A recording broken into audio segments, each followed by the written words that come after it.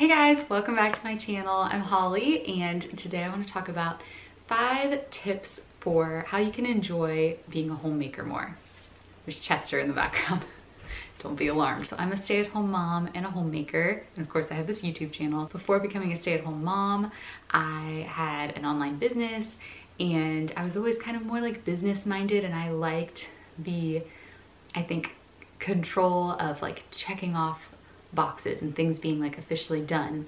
And since kind of changing my day-to-day life into more of like a traditional homemaker role, that transition in the beginning was difficult for me because there's so much, I think, monotony involved, and you feel like the work is never done.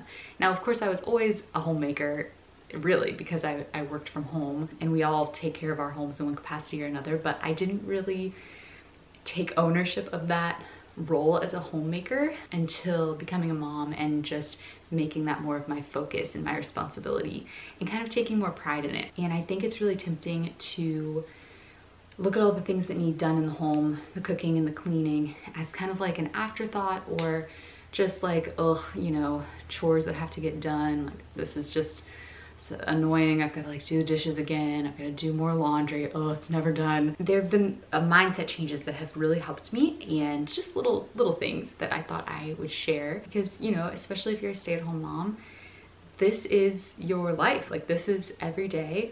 And I think it, just as I think it would be terrible to have a career, a job that you absolutely hate, I think having the majority of your day-to-day life being things that you hate doing is just not a good way to live. I think like we should love the life that we've been given, and I think that involves learning to love the everyday simple joys and simple day-to-day life activities. So anyway, let's get right into my 5 tips. So number 1 is to start with gratitude for your home.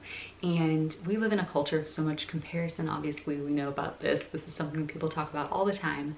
And I really think the only antidote to all of the comparison is gratitude. I have definitely been guilty in the past of like looking around my home and going, oh, I wish this was different. I wish these countertops were different, or whatever. And those types of thoughts really, even though they just seem like a passing thought, too much of that type of comparison and lack of gratitude can really start to infiltrate your mind and your soul, and it really makes homemaking like a lot less enjoyable, because you feel like, oh, I'll take good care of my home once it's perfect.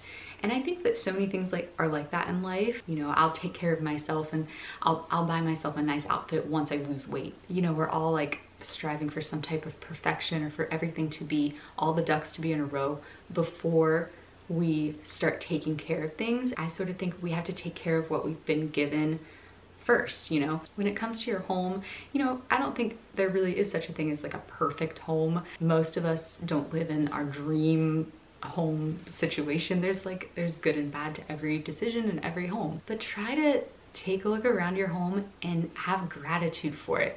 And this might be something maybe that you really struggle with. Maybe if social media is like triggering for you to compare yourself or to not feel that gratitude, take a social media break. I've done that before, and that really helps, because it can be hard when you're being shown all of these perfect images to not internalize that somehow. But try to just have gratitude for your home and for what you've been given. You know, if you've lived at your current house for a while, think back to when you first moved in, when you first bought your home, and what was it that you loved about it? Obviously, you loved something about it, right? Or you wouldn't have bought it, or you wouldn't have signed a lease. So think back to the things that you were excited about then, and try to just recapture that excitement and love that you have for your house at that time. I think once we feel that love for our home again, it just makes you want to take better care of it. My next tip is to entertain more, and this is kind of one of my mini New Year's resolutions for the year, is to just like have a friend over for coffee more. This isn't something that people do much of anymore, and especially as stay-at-home moms, like we're home by ourselves with our children. Like, why not have a mom friend over with her kids? I just think like that's something that people used to do more of back when there were more when being a stay-at-home mom was more prevalent and there were more people home during the day, like I think in my grandma's generation, people would have a friend or a neighbor over for coffee more often. I think that if we get in the habit of entertaining more, first of all, entertaining is just good for the soul. Like having people over face to face, really talking to them, not just liking their pictures on Instagram or whatever. I just think that's like so good for the soul. Like when I meet up with a friend face to face, I always leave just feeling, and I'm an introvert, but I leave feeling like refreshed or rejuvenated or something. It's just, there's something that you get from connecting with people face to face that you just don't get through like texting or social media. But anyway, I think that entertaining more in turn, you know, you're having people over, and so you take better care of your home because you're going to be having someone there. You don't want your home to be a mess. And that kind of goes along with my next tip, which is if you're not currently entertaining or you're not there yet, not ready to have people over, or you just don't feel comfortable with that idea yet, use this kind of mind game where you go, okay, if I were to invite a friend over, what is it that I would be like embarrassed about right now? Or like, what is it, I guess, that's keeping me from inviting people over? Are there, you know, stains on the wall from your toddler throwing food when they're eating in their high chair? Is there just something in your home, like maybe your bathroom needs cleaned and you just have been putting it off? Little things like that. I like to use that as like a mind game to go, okay, what would I be embarrassed about right now if someone were to come over? And not that we should feel like shame. When we have young children especially, like there's gonna be messes, and I'm certainly not perfect. I would never want you to think that I'm like a perfect homemaker. Like there's dust, there's stuff, you know. But using that little mind game trick to go, okay, if I had someone over right now, like what would I want to take care of? And I think if we start doing that regularly, then we'll feel more comfortable just having a friend over on a whim, setting up a play date or something like that. My next tip is to listen to something entertaining while you clean. Obviously, I don't really usually do this when Charlie's awake. I guess sometimes I'll have like a podcast on or something while he's playing, but most of the time this is something that I do with headphones in while he's napping.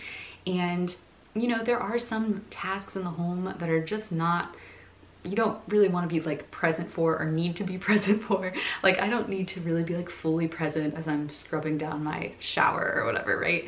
And I think like listening to something that you find entertaining, whether it be a podcast or an audiobook. I'm a huge fan of Audible and listening to audiobooks through there. So find whatever it is that you enjoy listening to and just have something on in the background while you're cleaning or cooking or taking care of whatever it is that you need to do around the home. And it just makes it more enjoyable and makes the time go faster.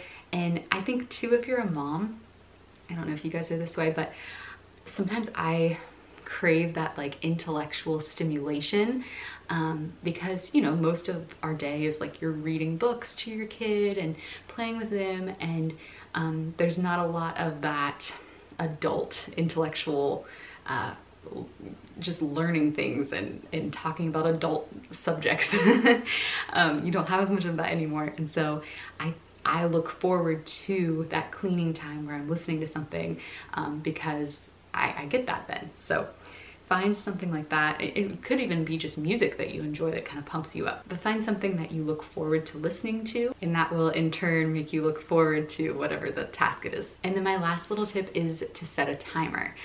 I think I first heard this tip on a channel on YouTube called How Jen Does It, and she talks a lot about using a timer. It is such a cool tip because you can set a timer on your phone for 5 minutes, and sometimes I'll just have like a room that is a mess and that I need to clean up, and I'm just going, oh my gosh, this is gonna take forever. Set a timer for 5 minutes and just clean as much as you can and see how much you can get done. And by the time the timer goes off, you're like, that only took 5 minutes, you know? You realize that stuff actually doesn't take as long to get done as you think.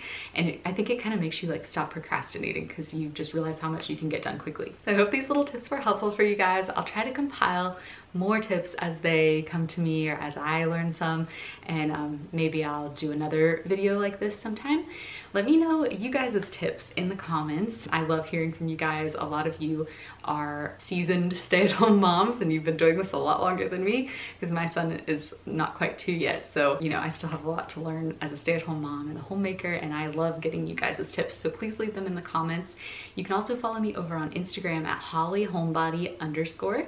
So I'd love to see you guys there. Yeah, thanks so much for watching. I hope this video was helpful for you guys, and I'll see you in my next video. Bye.